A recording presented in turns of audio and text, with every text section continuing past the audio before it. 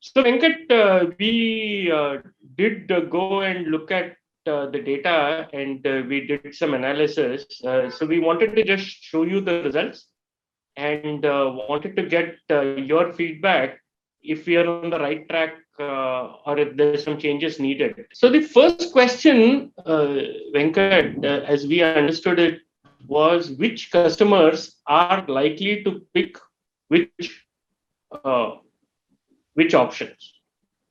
Okay, so that was our understanding of what you wanted. So and so here is what we did, right? We looked at some of the parameters that you had mentioned. How old is the account? What is the total of the last 12-month credit card transaction? What is the total of the last 12 months debit card transaction, etc.? And we tried to plot it against which option did the person use actually to pay.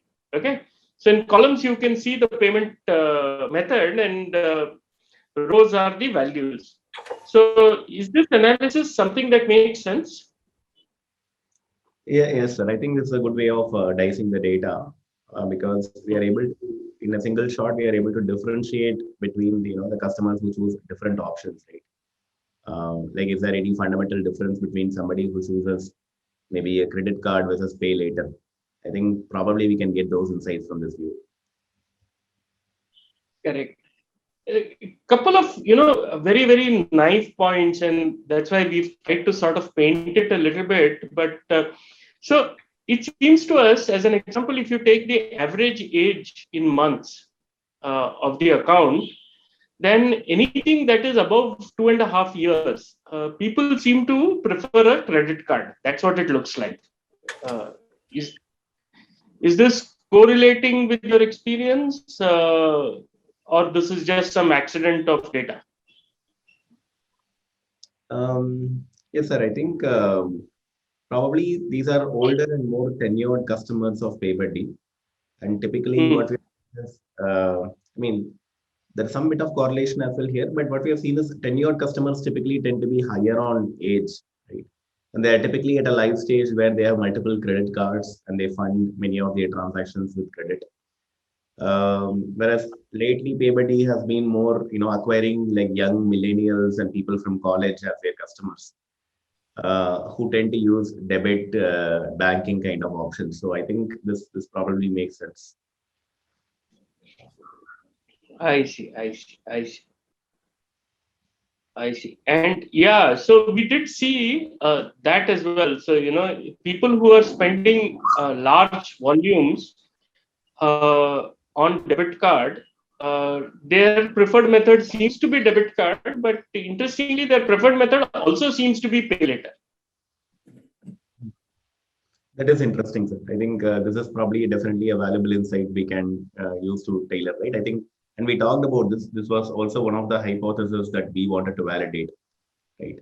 If somebody already is using credit cards heavily, the benefit for them by switching to pay later is not much because they are anyway getting credit from somebody. So why will they switch, right? Whereas here we are talking about somebody switching from debit card and they are likely to use pay later. I think that ties to our hypothesis. It makes sense. It can be used probably as a targeting rule for us to decide like which customers to show pay later.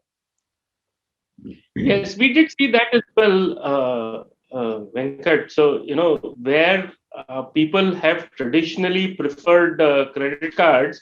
So, this row where people have traditionally preferred credit cards, uh, PayBuddy, the people who used PayBuddy have not used credit card too much in the past 12 months, looks like. Correct, correct. And this is pretty interesting. As I said, I think in the initial months, PayBuddy did not differentiate between whom they were giving this pay later option, right? So they were showing it to everyone. But as the data is telling us, even though everyone was shown the option, the people who chose it were the predominant debit card users, not the credit card users. I think this is definitely giving us a direction, in terms of whom we need to nudge. And the other thing, which was a little sort of, we looked at the percentage of debit cards in the wallet, because you had hinted at that as a parameter as well. But there doesn't seem to be too much of a correlation. Huh? Some correlation is there. People are still, people with high percentage of debit cards in the wallet do seem to be preferring PayBuddy, but the correlation is not as strong as this, or do you think it is strong? I think we need to analyze more. But one thing is that see that whole data point, right? Percentage of debit cards that can Hmm. be misinterpreted. I feel because let's say if somebody has only one card, then for that person you Hmm. the debit card you will say 100% for it. Correct. Another person, let's say he has 10 cards and out of which three are debit cards, that person is still going to get a 30%. Like even though he has three debit, Correct. the first person had only one debit card. In this Hmm. variable, Hmm. 10% for the first person and 30% for the second person. So I think in general, with such variables which operate, which do a percentage on a small number, right? Things can swing very easily one way or the other. So I will be more cautious. So it's not really surprising that it is not giving us any direction now. We can investigate more, or we can decide to leave that particular data point out when we create our rule. Sure, sure. And the final point, at least that struck me, and JD, you can jump in, but it seems to me that the minimum age, people seem to be jumping into PayBuddy, pay later option fairly early in their life cycle with PayBuddy. Does this, potentially raise some risks for us? Yes, sir. I think, like we said, sort of it's a trade-off between marketing versus, credit risk. From a credit risk Hmm. perspective, yes, I would much rather prefer tenured customers about whom I know a lot of data. But I think Hmm. the way marketing has been working, probably they are showing these advertisements a lot to the new customers of PayBuddy. So maybe the Okay, PayBuddy new customers are much more aware of this kind of a pay later option, as opposed I to see. the customers who are probably set in their ways of operating, right? Like maybe they always, whenever they log on to PayBuddy, they will choose that existing debit card or credit card by default. And maybe marketing is also not targeting them a lot, which probably is a good insight. Maybe we need to tell them to target so that we don't end up getting a lot of new customers, increasing the risk of our pay later customer base.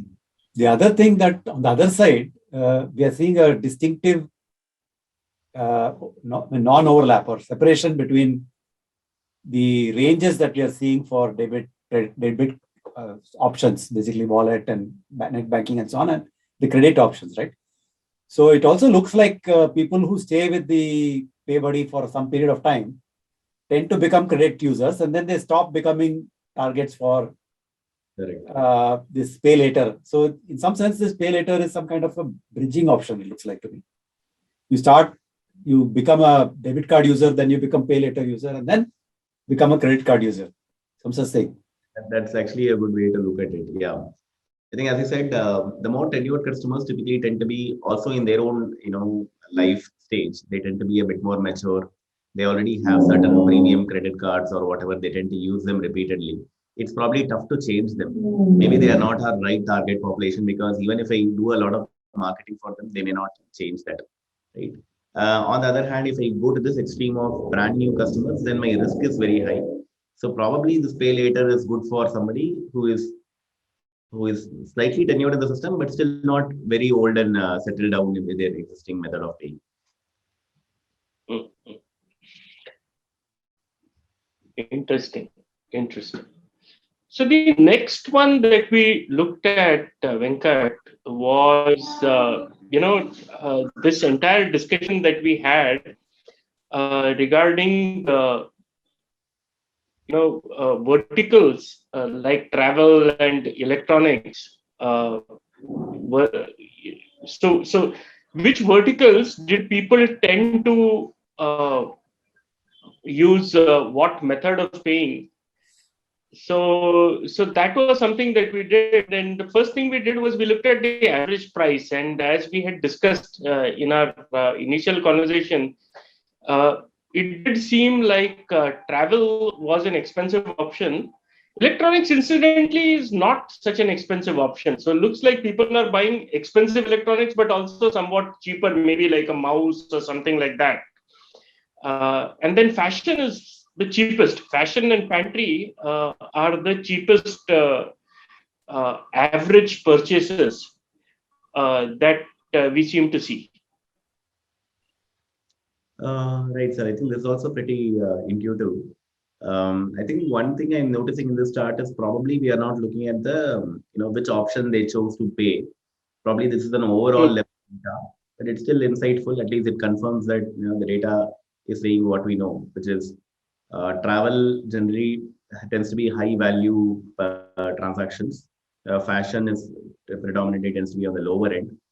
And as you said, probably electronics is as a huge range, right? You're talking about laptops, which can be uh, costly. Maybe there are mobile phones that are available in a $200 or that kind of range. And then there are other, accessories like mouse and, other electronic accessories that are probably relatively cheaper. So average is tending to be somewhere in the middle. Right, right. So we did look, Venkat. You were mentioning that you could not see the instrument used. So we did that as well, and we looked at uh, what was the spread across different options. So for travel, looks like 44% of the time people seem to be using credit cards. Hmm. Uh, Okay. Actually, not credit cards. They seem to be using credit cards in 64% of the times, right? So it's co-brand plus regular credit card. 64% of the time, people seem to be using credit cards. Maybe I should format this as percentage. Eh? Right, correctly. Yeah, I think probably they are percentages and it will look better. Correct. Right. So 34% of the transactions were travel, and out of that, about 64% of the travel transactions were using a credit card. Right. So that's pretty interesting. I mean, it's a good insight because, yeah, like I said, it's a high value item. So it shows that people typically fund it through their, credit card and existing credit option. Hmm. So, so fashion, on the other hand, people seem to use PayBuddy quite a bit. Fashion, website services, pantry, people seem to use Pay Later. Correct. I think this is also telling us another thing. I think I don't know if I mentioned it earlier, but typically for these pay later options, we have an upper limit on how much we can give. Ah, And the product That makes a difference. Yes. Okay. designed not to exceed a $600 limit per transaction. Right? I think I see. probably is explaining why, because in certain cases, maybe that transaction was not eligible even for a pay later kind of option. Right. Hmm. Especially for the Right. airline travel, Correct. pay later may not have been eligible because just of that on that count, right? Because we saw that 2,799 is average. Yeah, Only $600. If you give me $600, what am I going to do? I need anyway to finance the remaining part. exactly. Yeah. And the Not company, 2,878. It's not even 2,878. Yeah. Okay. Hmm. PayBuddy's perspective, it's a conscious choice because, as we discussed earlier, it doesn't this particular pay later product has no interest income or no revenue like that. Yeah. Idea is to the idea behind limiting that transaction amount is so that the risk is kept within a manageable range. Hmm. Like everybody wouldn't want to be in a position where they give a $3,000 pay later option to some customer and he doesn't pay back. The losses are going to become really high.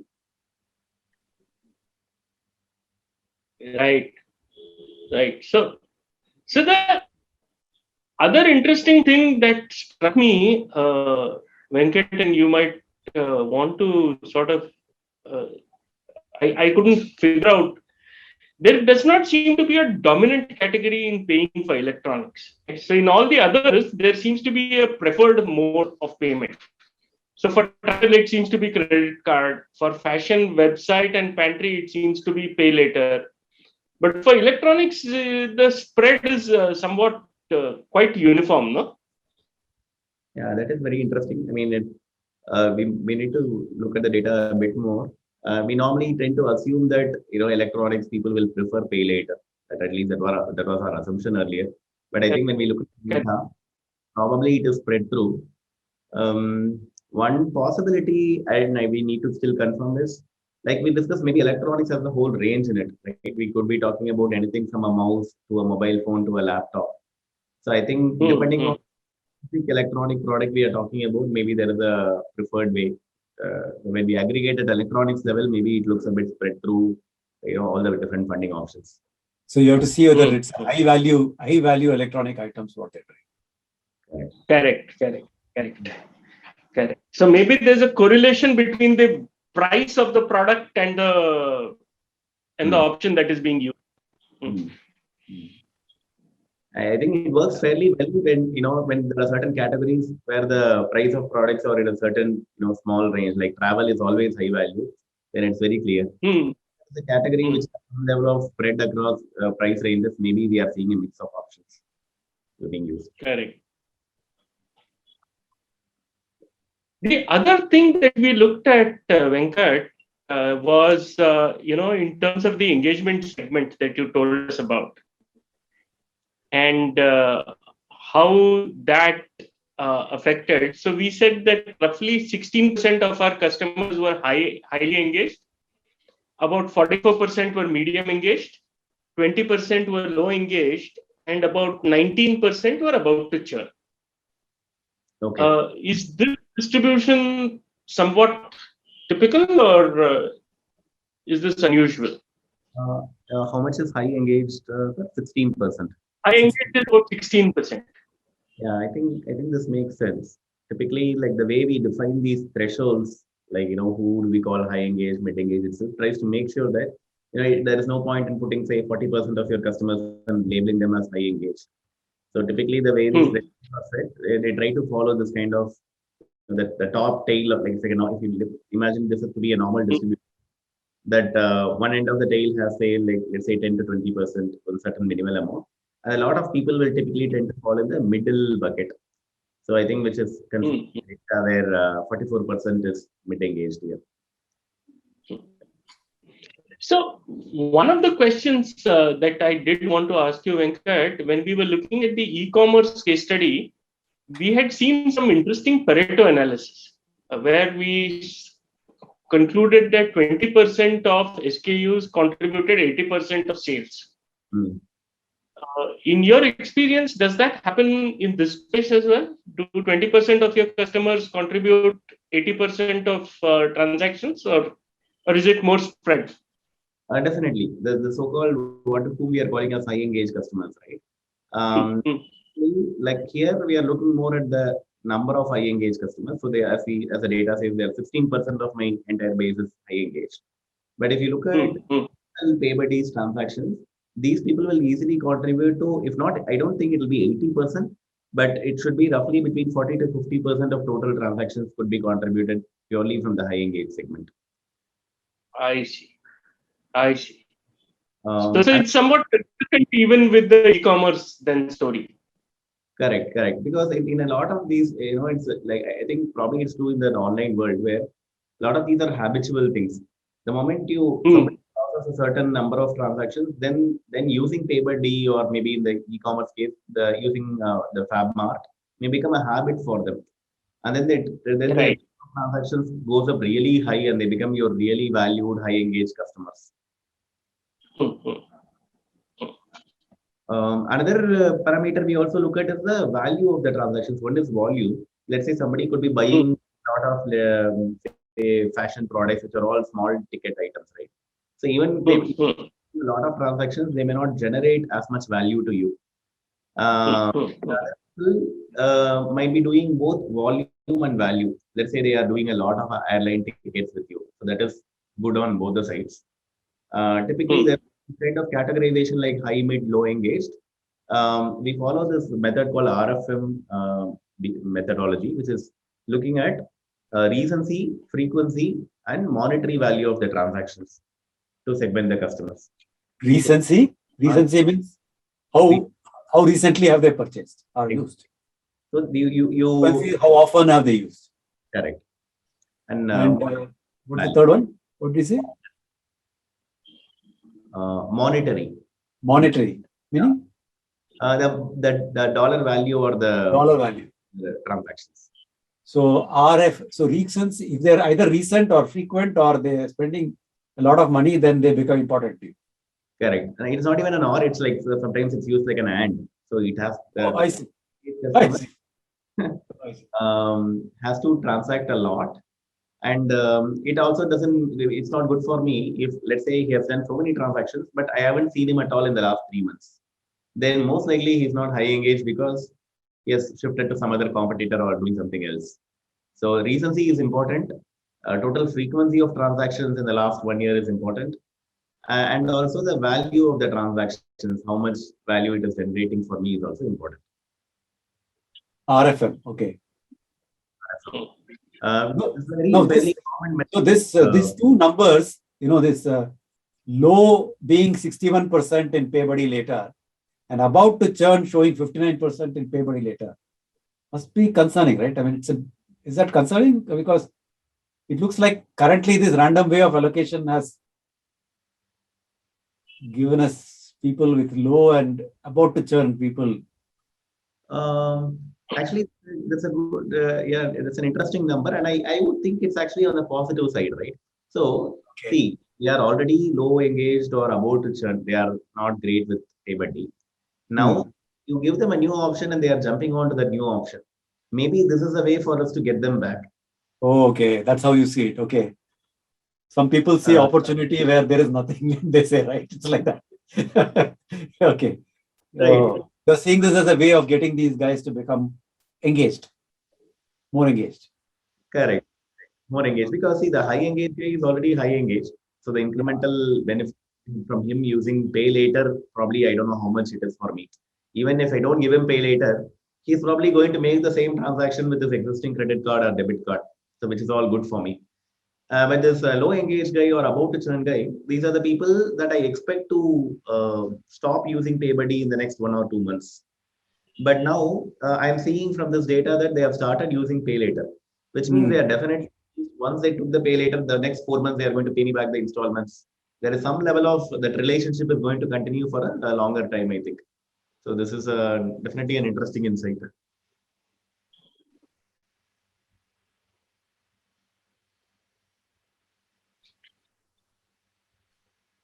Okay, and the final one, Venkat, we looked at is what financial instrument was used or funding instrument was used based on device. Device used to purchase, you're saying, like whether device used to purchase. Yes. And looks like roughly half the time people are buying from their laptops, and half the time roughly they're buying on their phone.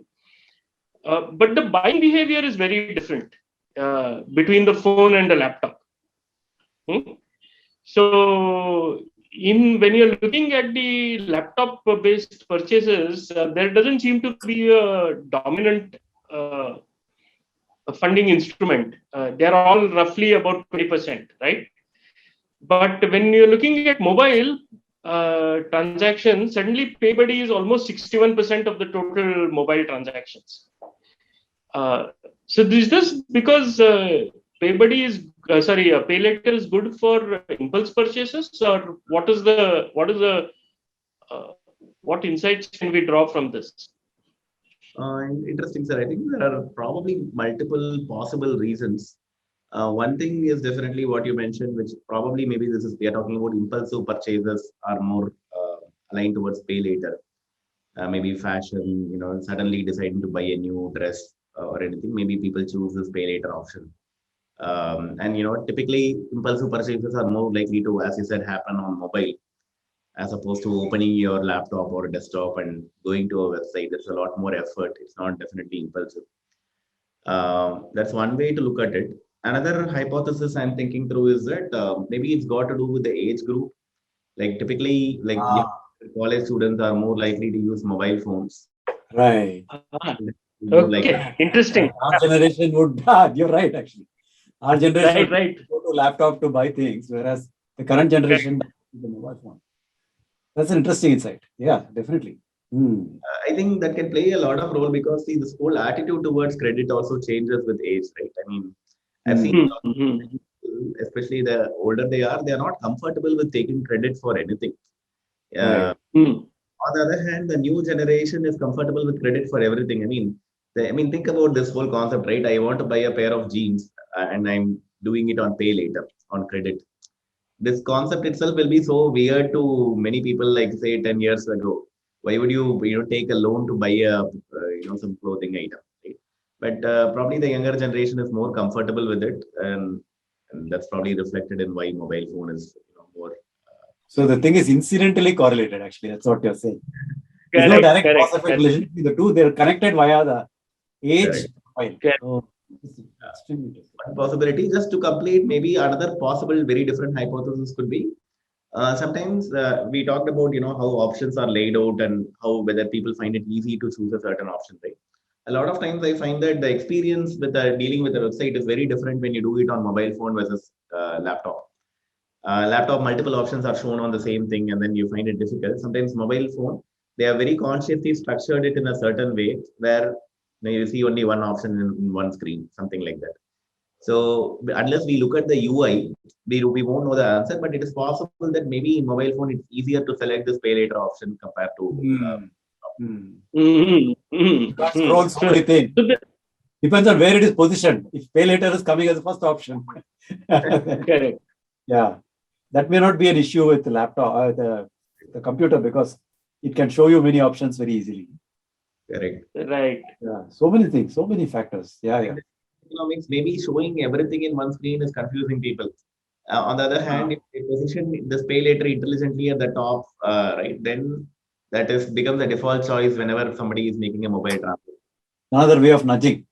Put it on the top. Put it on the top, especially for mobile phones. Put it right on the top. Yeah. Yeah, these are very different hypotheses. So probably, I think this is an interesting insight. But once we discussed, either we need to correlate them with the age factor, or we need to look at the UI. Some of the additional things will let us throw a bit more light on where this correlation is coming from. Right. In our data set, we have not got age and all. Correct. I guess you maintain. I mean, company must be maintaining those kinds of information, right? You will have all that. So this is a further analysis, but this is definitely a right step in the direction of doing those further investigation. Okay.